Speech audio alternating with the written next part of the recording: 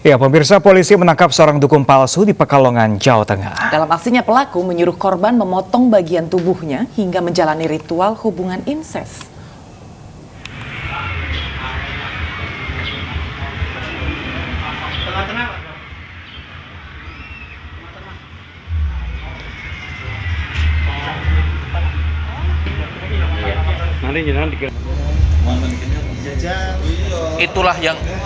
Itulah yang saya rasakan, Om.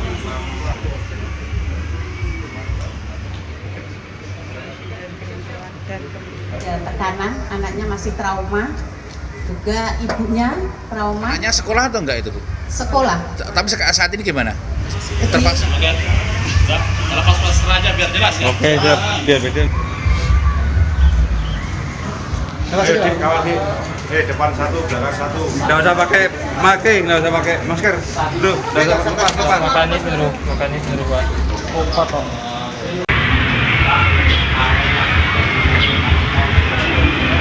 Tengah-tengah, Pak.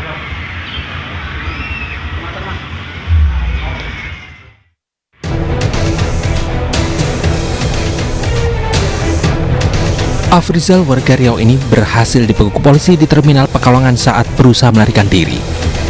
Pria berusia 39 tahun ini berpura-pura sebagai dukun yang bisa membersihkan aura negatif.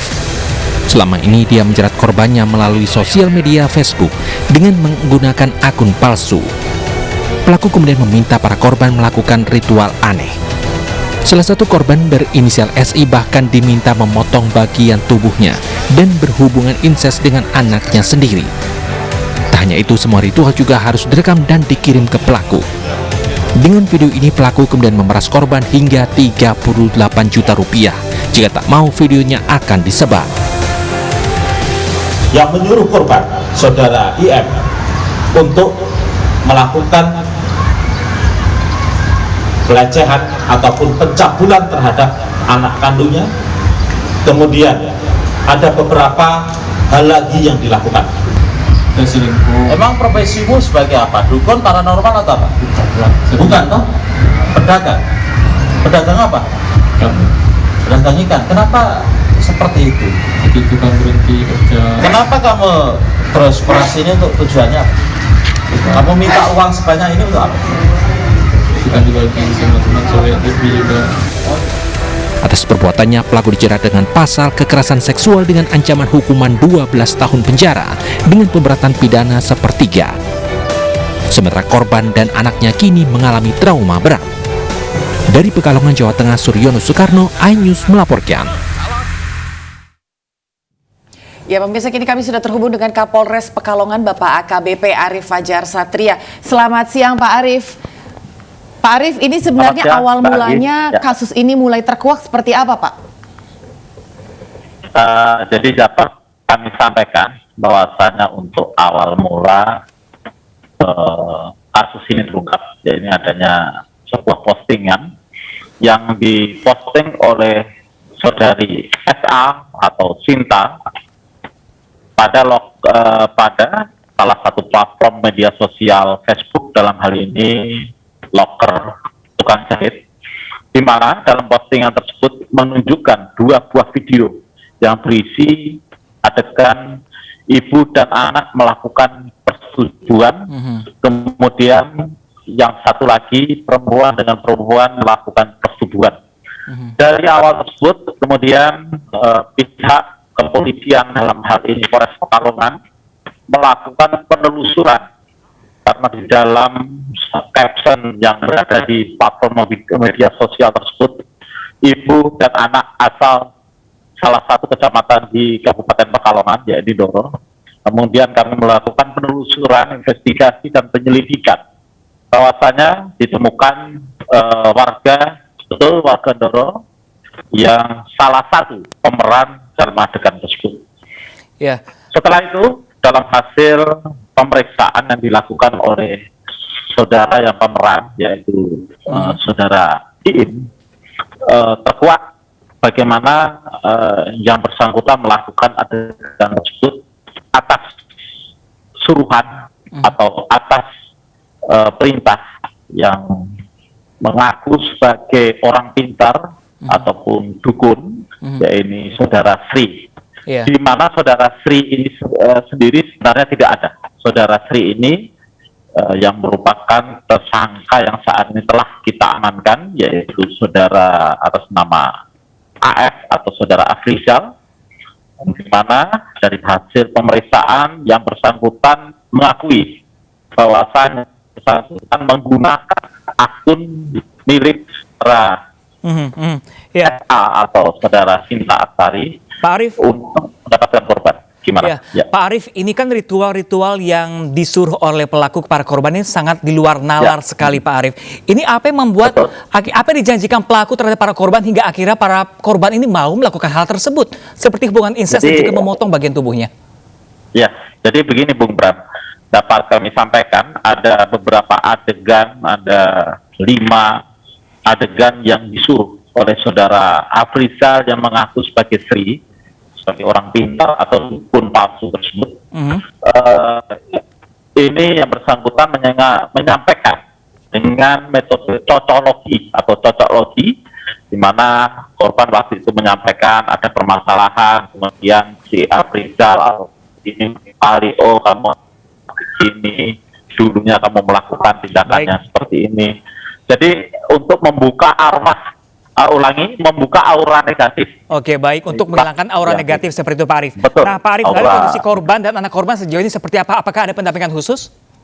Ya, tentunya dengan kondisi psikis korban yang pada saat ini, baik ibunya yang telah kehilangan 2 putrinya dengan kemudian sekitar payudaranya, kemudian sayatan di bagian klitoris mengalami secara fisik juga mengalami traumatis ketika melihat kanker, ketika melihat benda-benda tajam. Baik. Dan juga anaknya mengalami trauma juga ya, kemarin dari PPA, unit PPA kami dan juga dari pemerintah daerah membawa ke pondok pesantren untuk kita memberikan terapi trauma healing terkait hal tersebut. Oke, baik. Terima kasih Pak Arief untuk informasinya. Tentunya kami masih akan terus mengawal seperti apa proses hukum kepada tersangka nantinya.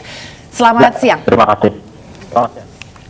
Ya pemirsa, keluarga santri yang menjadi korban kekerasan menuntut pihak Pondok Pesantren Darul Quran Lantaburo untuk bertanggung jawab. Ya pemirsa, Rio Andika putra meninggal diduga karena adanya pengeroyokan dari sesama rekan santri.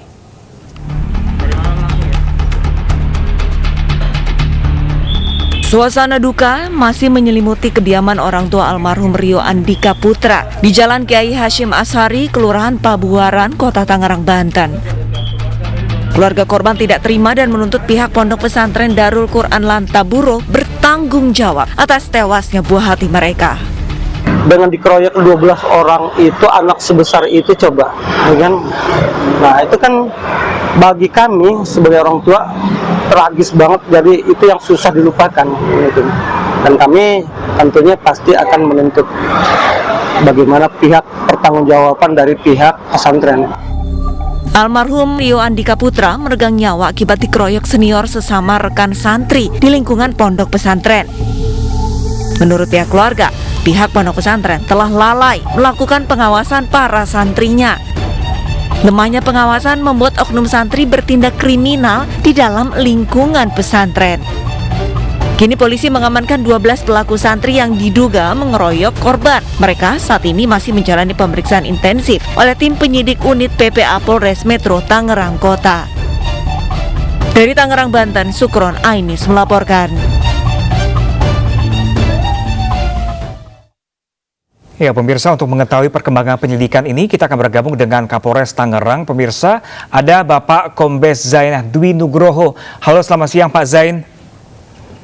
Selamat siang Mas Pram dan Mbak Anggi, apa kabar? Baik, terima kasih telah bergabung bersama kami di Ayu Siang Pak Zain. Pak Zain, ini sebenarnya motif sebenarnya apa setelah interogasi 12 terduga pelaku ini?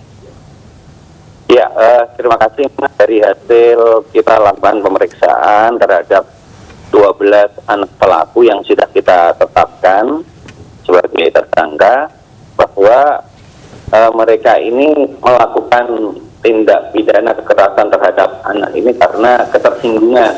Pada saat dia akan melaksanakan sholat subuh, korban membangunkan para temannya dan seniornya itu menggunakan kaki, sehingga seniornya merasa tersinggung dengan perbuatan yang dilakukan oleh korban. Jadi seperti itu.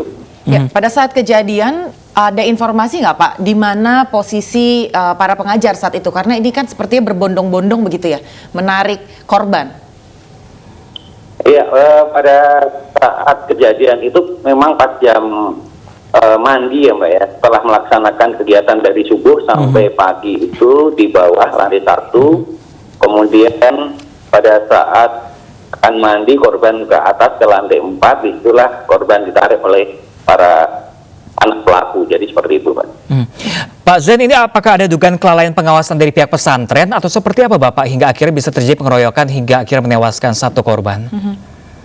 Yang jelas Mbak, kita saat ini kita sedang melakukan ini ya, fokus untuk terkait tindakan kekerasan terhadap anak. Terkait masalah kelalaian kita dalami terkait apakah ada unsur kelalaian atau tidak. Namun saat ini kita sedang fokus untuk tindakan kekerasan terhadap korban. Jadi seperti itu. Kalau untuk saat ini status 12 santri yang sudah diamankan, apakah sudah naik sebagai tersangka atau seperti apa Bapak? Yang jelas dari hasil pemeriksaan saksi-saksi maupun pelaku, kita sudah tetapkan 12 orang sebagai tersangka, sebagai anak pelaku. Jadi seperti itu Pak. Ya Bapak, ini kalau kami boleh tahu Bapak, sebelum kejadian sebenarnya hubungan pertemanan mereka ini seperti apa Bapak antara pelaku dan juga korban hingga akhirnya kok bisa dikeroyok hingga menewaskan satu pesantren Bapak? Jadi kalau untuk kehidupan mereka, memang ini untuk korbannya anak baru Pak, baru masuk kurang lebih 2 bulan yang lalu. Jadi seperti itu. Sehingga mereka masih belum saling mengenal ya antara satu sama yang lainnya. Jadi seperti itu. Ya, untuk informasinya para pelaku ini masih di bawah umur Pak. Kira-kira nantinya treatment pemeriksaan dan juga hukuman yang akan diberikan kepada pelaku seperti apa? Ya, benar Mbak. Jadi dari 12 anak pelaku yang kita tetapkan sebagai tersangka, 5 orang itu di atas umur 14 tahun, sedangkan 7-nya adalah di bawah 14 tahun. Tentunya untuk treatment penanganan terhadap anak-anak ini juga kita lakukan khusus. Dalam hal ini untuk penyidik yang menanganin adalah unit PPA Satreskrim Polres Metro Tangerang Kota. Kemudian kita juga melibatkan P2TP2A Kota Tangerang dan juga Bapak untuk pendampingan terhadap para pelaku termasuk orang tua. Jadi seperti itu. Ya Bapak, ini mengingat masih di bawah umur hampir seluruh tersangkanya Bapak, ini ancaman hukumannya seperti apa Bapak?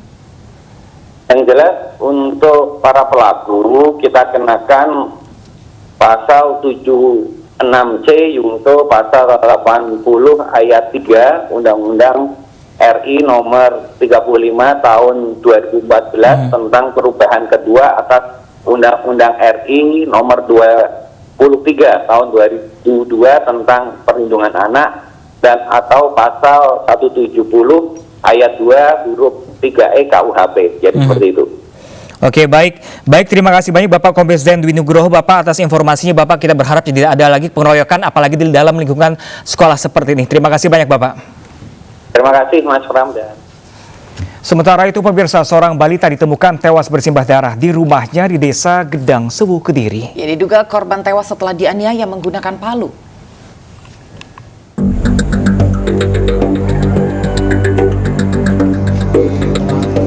Warga Desa Gedang Sewu, Kecamatan Pare, Kabupaten Kediri, Jawa Timur, dihebohkan dengan temuan seorang balita yang tewas di rumahnya. Saat ditemukan warga, korban AZ sudah dalam kondisi berlumuran darah dengan luka pada bagian kepalanya. Tetangga korban mengatakan, korban ditemukan pertama kali pada pukul 8 pagi oleh neneknya. Di dekat korban juga ditemukan sebuah palu. Selanjutnya, korban dibawa ke RSUD Kabupaten Kediri.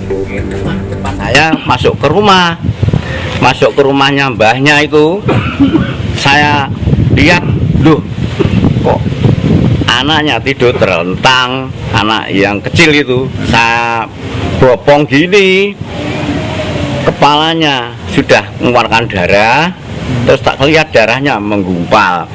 Tapi di samping anak itu ada sebuah palu. Dari hasil penyelidikan polisi sementara, diduga kuat pelaku adalah orang dalam lingkungan keluarga korban sendiri. Dugaan kuat untuk pelakunya ini masih dalam lingkungan keluarganya sendiri. Saat ini kita masih melakukan penyelidikan, insya Allah dalam waktu dekat kita bisa. Usai diotopsi, korban langsung dimakamkan di pemakaman umum desa setempat. Sementara pelaku masih dalam pengejaran anggota Satreskrim Polres Kediri. Dari Kabupaten Kediri, Jawa Timur, Afnan Subagio melaporkan. Pemirsa, mayat tinggal tulang dan pakaian ditemukan warga di pinggir pantai Pulau Kangean, Sumeneb, Jawa Timur. Ya pemirsa, dari pemeriksaan awal, mayat itu adalah pria berusia sekitar 50 tahun.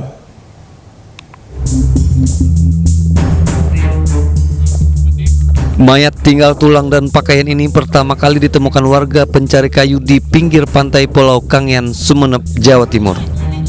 Saat ditemukan, mayat dalam kondisi tengkurap. Dari pemeriksaan awal, diketahui berjenis kelamin pria berumur 50 tahun, mengenakan baju koko serta celana pendek warna biru dan merah. Telah ditemukan sesosok mayat di pinggir pantai dalam kondisi yang tidak bisa dikenali identitasnya. Itu berdasarkan informasi masyarakat kepada petugas. Selanjutnya petugas langsung mendatangi TKP bersama dengan dari Koramil dan Puskesmas. Dan diketahui memang benar kondisi mayat dalam keadaan tidak ada identitas. Petugas masih menggali identitas mayat tersebut. Kasus ini ditangani Polres Sumeneb, Jawa Timur. Dari Sumeneb, Madura, Jawa Timur, Abdurrahim Ainus melaporkan. Pemirsa, beragam cara dilakukan untuk menyelundupkan narkoba ke dalam lembaga pemasyarakatan. Seorang ibu asal Nganjuk nekat memasukkan paket sabu ke dalam soto ayam yang akan dikirim ke anaknya yang berada di Lapas Pemuda kelas 2A Madiun.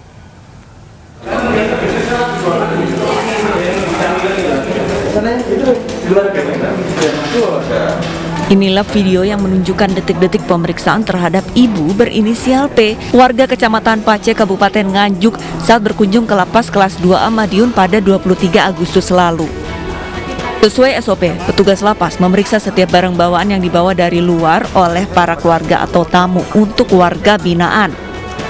Saat memeriksa itulah, petugas curiga melihat paket makanan berupa soto yang dibawa P dan diperuntukkan kepada anak kandungnya berinisial AP yang sedang menjalani program pembinaan di dalam lapas. Saat pemeriksaan, ditemukan 3 paket sabu dengan total berat 5,36 gram yang dimasukkan ke dalam leher ayam di dalam kuah soto. Setelah pemeriksaan lebih lanjut terhadap narapidana AP, diketahui bahwa sabu tersebut merupakan pesanan napi lain berinisial SA. Berawal dari informasi dari masyarakat bahwa akan ada barang yang akan masuk ke lapas. Kemudian kita bersama-sama dengan petugas lapas melakukan pemeriksaan dan benar diketemukan salah satu pengunjung membawa makanan yang berupa soto yang di dalamnya ada 3 kepala ayam. Setelah kita lakukan pemeriksaan dengan teliti, benar di dalam kepala ayam tersebut terdapat plastik klip yang diduga berisi narkotika golongan 1 jenis. Guna pengembangan lebih lanjut, ibu berinisial P pembawa paket sabu kini telah ditahan di Polres Madiun Kota. Pelaku dikenakan pasal 132 Junto 114 ayat 2 Undang-Undang Narkotika dengan ancaman hukuman maksimal 20 tahun penjara. Dari Madiun, Jawa Timur, Arif Wahyu Effendi, iNews melaporkan. Ya pemirsa, polisi terus kebut menyusun berkas perkara Ferdy Sambo dan tersangka lainnya untuk diserahkan ke jaksa. Ya, ini akan segera kembali pemirsa, tetap bersama kami.